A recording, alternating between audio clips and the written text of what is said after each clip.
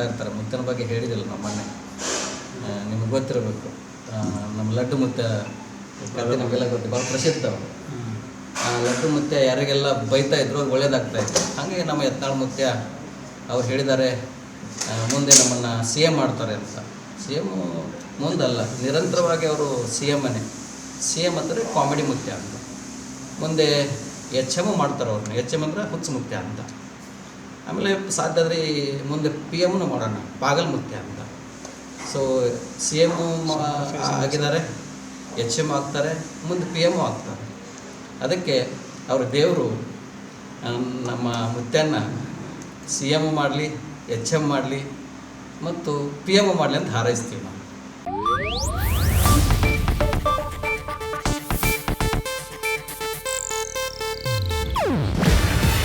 ಇದು Asianet news network ಪ್ರಸ್ತುತಿ. ನೀವು ನೋಡ್ತಿದ್ದೀರಾ ಏಷ್ಯಾನೆಟ್ ಸುವರ್ಣ ನ್ಯೂಸ್.